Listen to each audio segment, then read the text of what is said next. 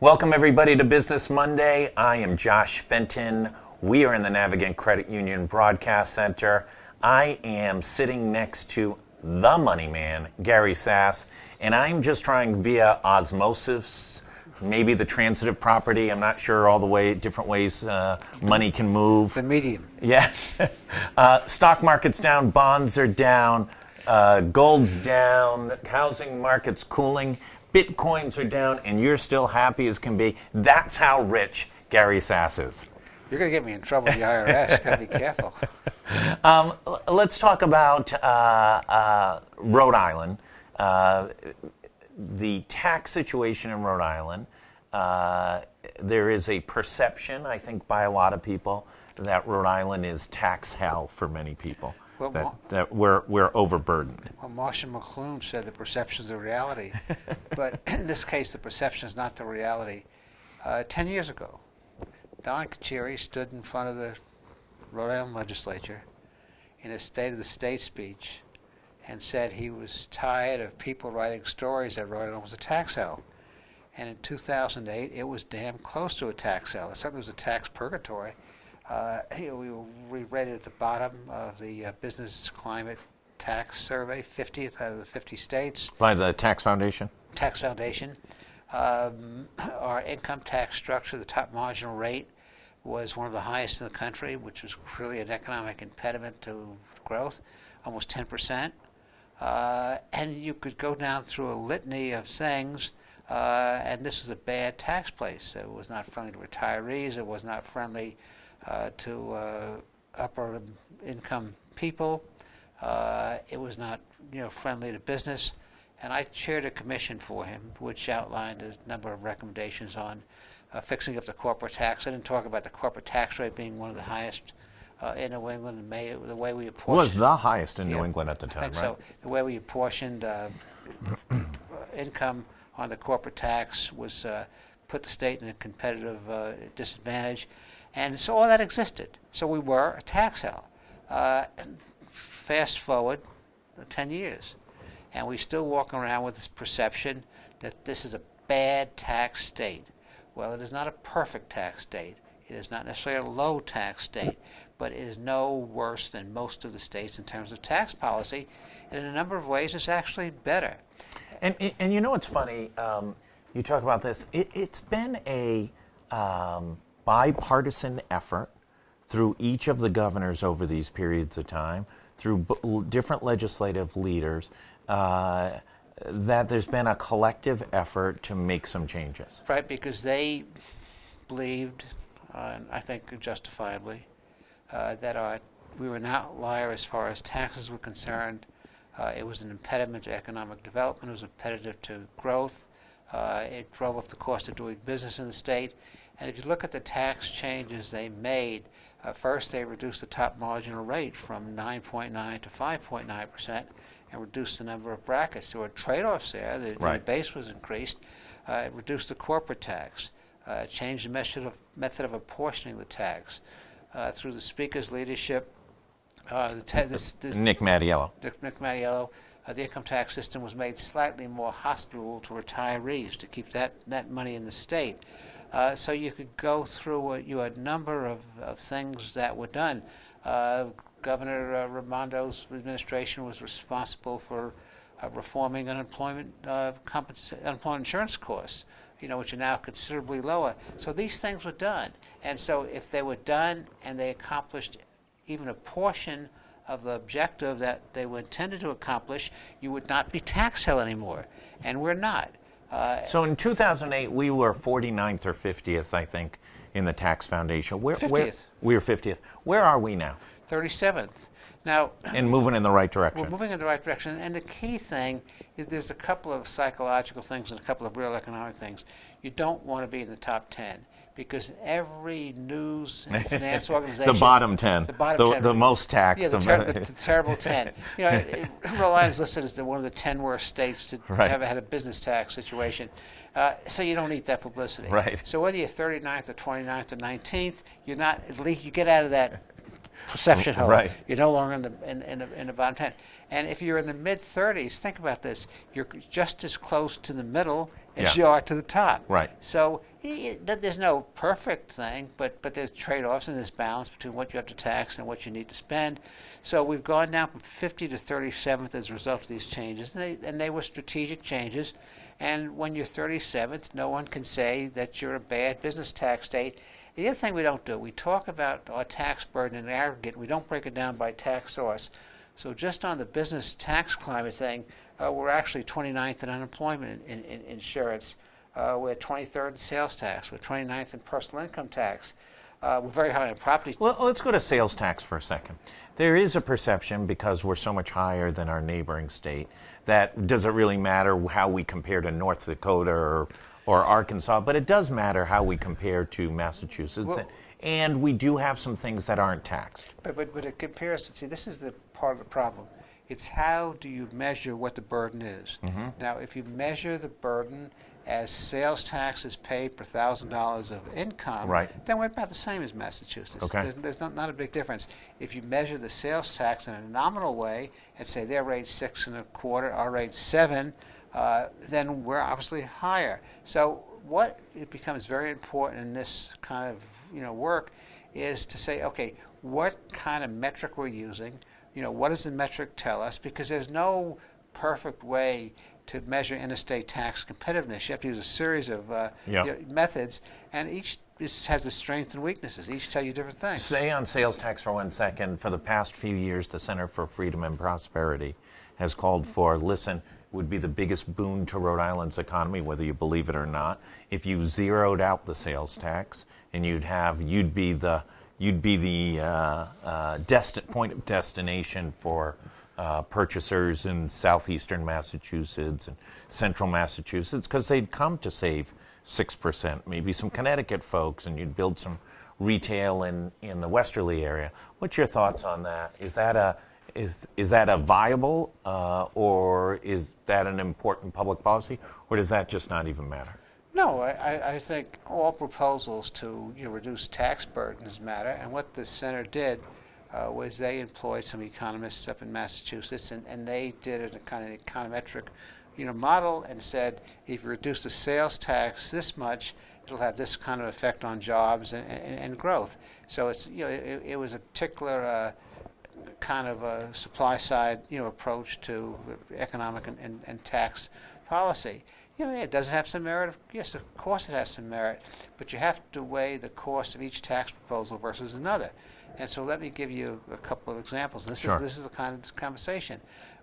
By every measure, and this is not even disputed, Rhode Island is a high property tax state. Our property taxes, we pay property taxes about 52 to 54% above the national average. In the Tax Foundation study, we'd be well below 37th if it wasn't for property taxes. Our property tax burden is about 43rd or 44th highest in the country. So just to emphasize that for a second, if we had a more competitive and lowered our property tax level, we might move from 37th into the middle of the ranking. It depends on what other states do. Sure. You're not by yourself. But from a competitiveness perspective, I can tell you certain things that you have to weigh against sales tax cut. For example, if we eliminated the property tax on tangible personal property, sure, that would have a big impact on these cities. And so you have to measure one tax proposal against another as to what it like impact is going to be. My priority is to do something about the property tax. But on the sales tax, there are also other ways to think about the sales tax. Where are we not competitive with the sales tax? Food, clothing, drugs, we're competitive. Right. If you think of it in terms of big ticket items, and you try to maintain, balance between efficiency, equity, and competitiveness, I would start to talk about let's get rid of the sales tax that's paid on when you buy a car. You've made this point before. Used car. Makes a lot of sense, right? Now, the tax you cut, you have to look at the affordability on the other side. We know what's driving our budget. What's driving the state budget are Medicaid, and I disagree with some of the decisions, but 100,000 more people on Medicaid is a big cost to the state. Education, school aids are up close to $1 billion right now. So when you cut a revenue, there's a disconnect between the time you've lost the revenue from the cut and the economic growth Right. that comes about. So you have to smooth that out in terms of having a stable fiscal policy. So, one could argue that, okay, let's just get rid of the sales tax on certain items to improve our competitiveness. If we get rid of the sales tax on the sale of cars, that's cost a fraction of what it costs to eliminate the sales tax, and there'd be less fiscal pressure on Medicaid or on education spending. And so, I don't have any quick silver bullets, but I know you have to look at balance between what you need, what your obligations are to Right. spend, what debt you have to pay, et cetera. Well, let's go back to property tax for a second. A lot of folks are saying that one of the stifling factors to Rhode Island's economic progress is the inaffordability of housing in the state, and that so much of people's income goes to pay for their housing, especially in the lower levels. Would there be maybe a more significant impact to lowering the making housing more affordable if we did knock down the tax, It property it varies tax? by community. Some Sure. communities have higher taxes, property tax. But the answer is yes. And think about the money you'd have available for capital versus paying property tax.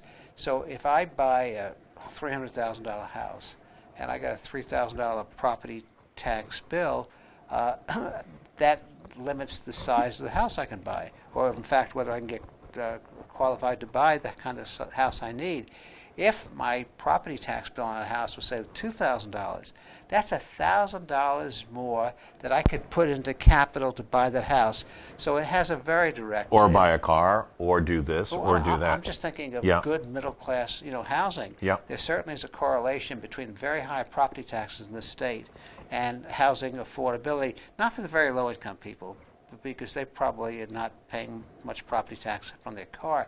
But for the working middle class, there's a very direct correlation, and then that becomes a factor in looking at supply. If I'm a developer or a builder, I look at the market and I look at the ability of people to use their capital to buy a house, and if their ability to use that capital is limited by high taxes, then that's a problem for me. Keep going. Where else could adjustments be made? If the legislature is going to be dealing with a number of issues. There is a deficit, but also, never waste a good a legislative session. That there's ways to tamper and tweak tax policy to try and improve the state. Clearly, a lot of the adjustments that have made over the past few years have had some benefits in making the state more competitive. What else could be done? Should Nick Mattiello and Dominic Ruggiero be thinking about for this coming legislative session? Well, you're up against a problem, and the problem is that the state has to close a $45 to $50 million problem in the next 6 months. Yeah. And then to balance the budget that the governor sends up to the legislature, she has another $120 million problem to close. So when you're talking about trying to find revenue or savings to balance the budget, and then you throw additional tax cuts on top of that, you make the problem more difficult. And so that we talk about immediate solutions. We talk about extending betting to online betting. We talk about marijuana sales. And I find it interesting. Let's say you have a $100 deficiency, and you raise another $50, from online betting or from the sale of legalization, sale of recreational marijuana, and you spend that $50. Then your structural deficit's the same. Yeah, right. And so just talking about raising revenue and not fixing things on the spending side is kind of folly. It's like the dog chasing this proverbial tail. We don't have data yet. The numbers aren't out for the first month of sports betting. It hasn't even been a full month.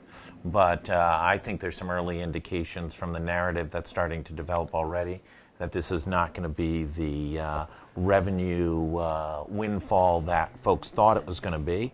That am I really going to go and drive all the way to Tiverton or Lincoln to bet $100 on the Patriots, and that there's going to be a very quick move to add online gaming from mobile devices. Yeah. Well, and I think, if you step back and just don't look at tax policy to either balance the budget or create additional pressure on the budget, but you ask yourself two questions. One, how do I solve my budget problem? Mm-hmm. Well, you solve your budget problem by controlling spending. Yeah. And just to raise revenue to spend it doesn't, as I mentioned before, doesn't reduce your structural budget problem. You face the same problem next year, so you got to go back out and raise additional revenue. And so we need to look at the budget as a spending problem. It needs to be brought into control. On the tax side, you have to ask a lot of questions about taxes. Yes, you have to, the fiscal impact on the budget, whether it's positive or negative, but also you want a tax structure. You got to ask, is it efficient? Is it fair? Is it competitive?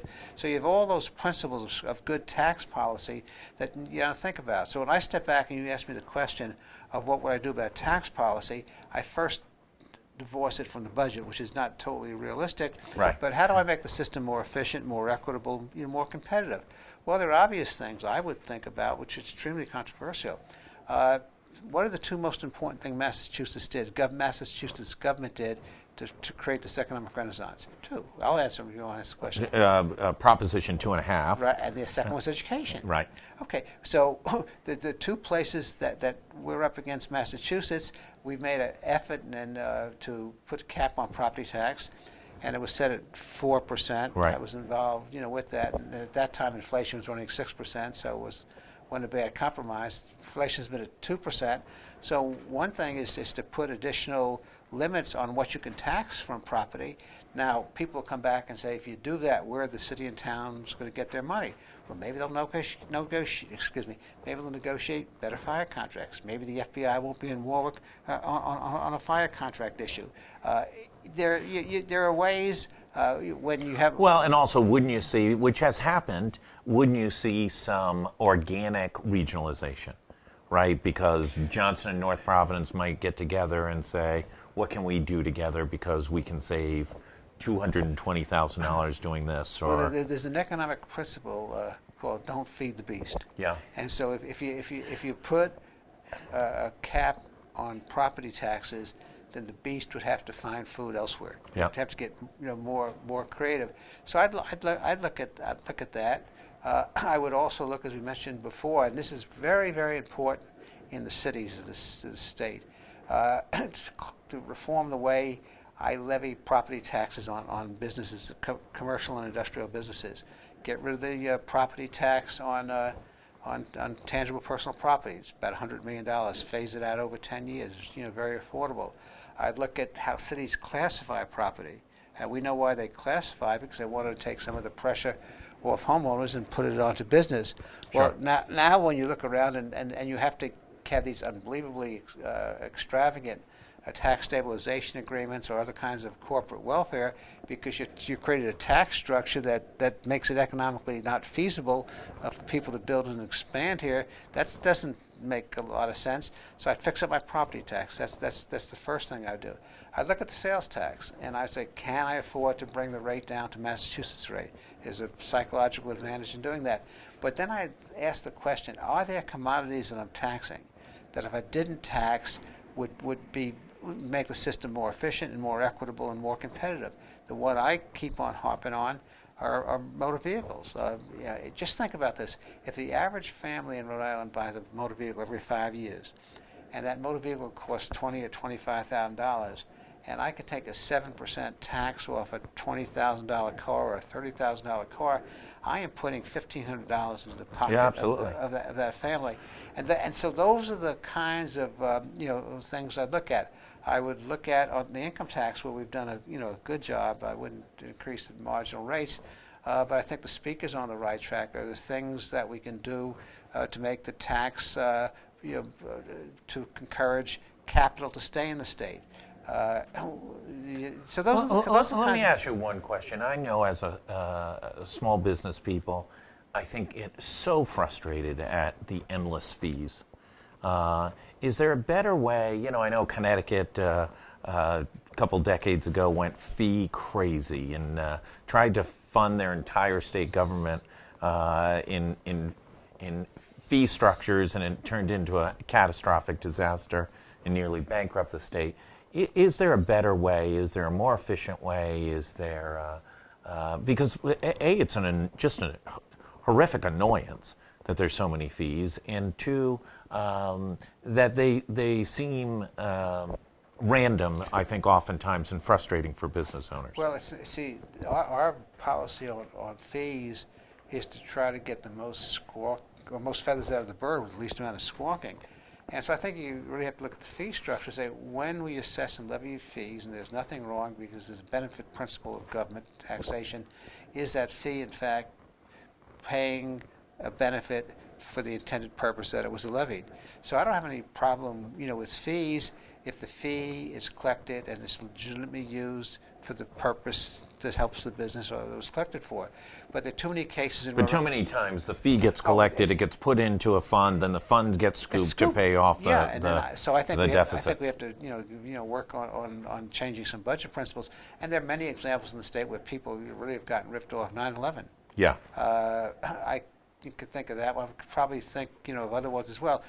Just in motor vehicles, we increased the motor vehicle fees and license fees to go into a highway fund, and now some of it's back in the general fund. Cellular phones. Right. The tax we put on cell phones here.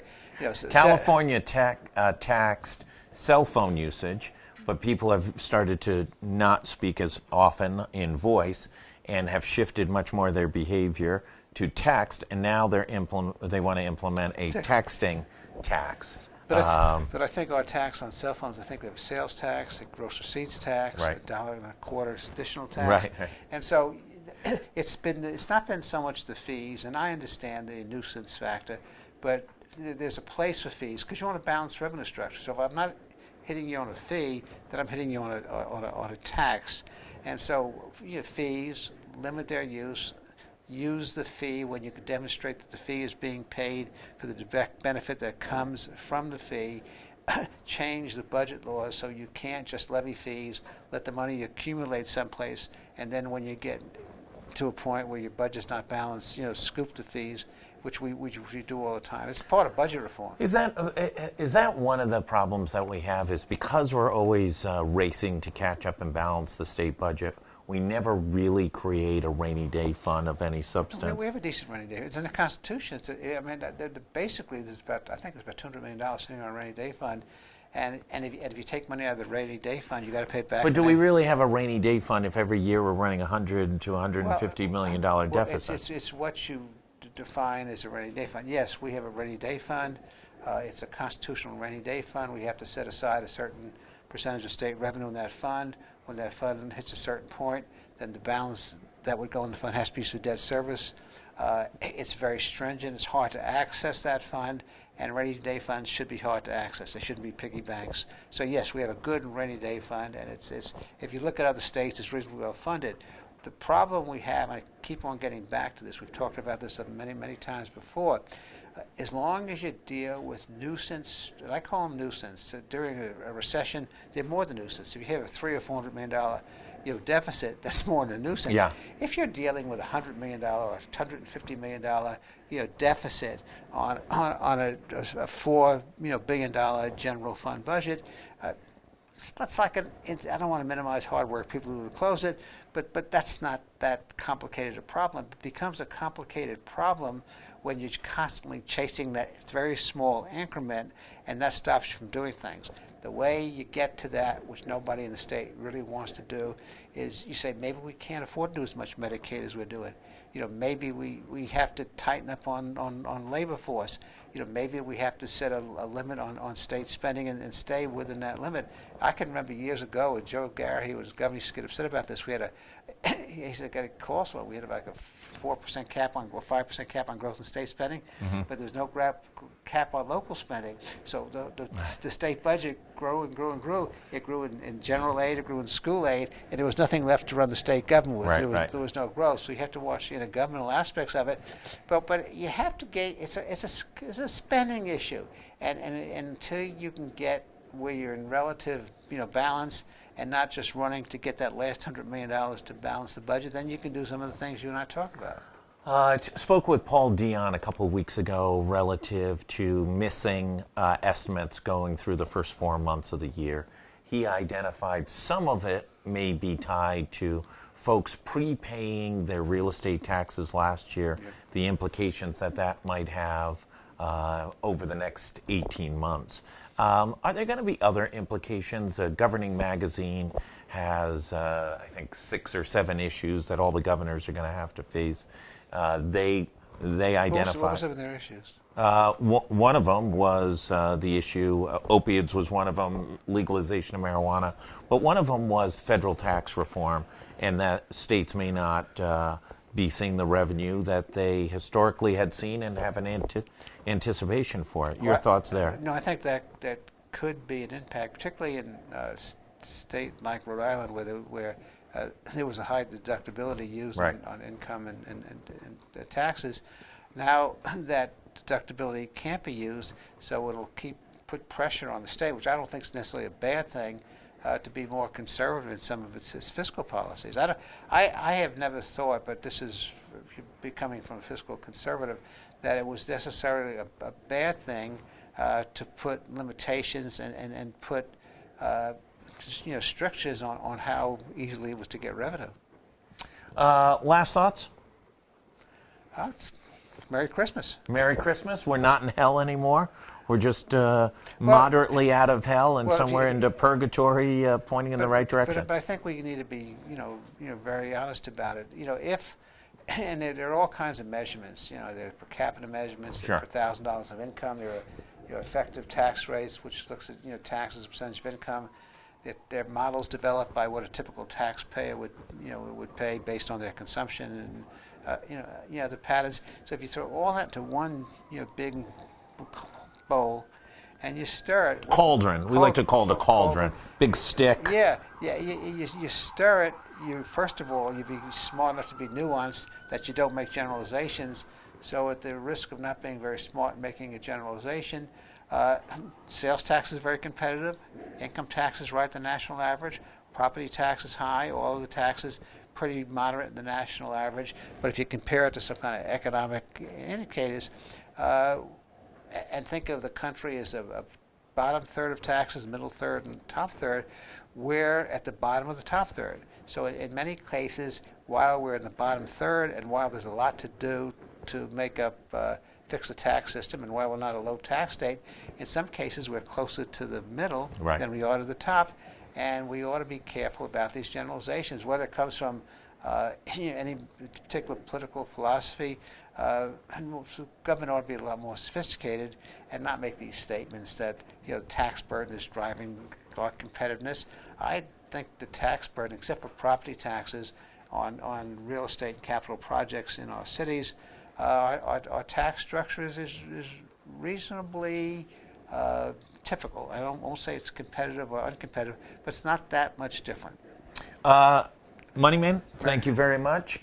We won't see you for 2 whole weeks with Christmas Eve and New Year's Eve, and we'll see you beginning of next year. Very good. Look forward to it. The economy could be much better. The market could be up 1,000 points. Not as long as we have the president occupying the White House, it won't. Thanks, everybody, for tuning in this week on Business Monday. We'll be back tomorrow afternoon with Kate Nagel talking about everything going on in news.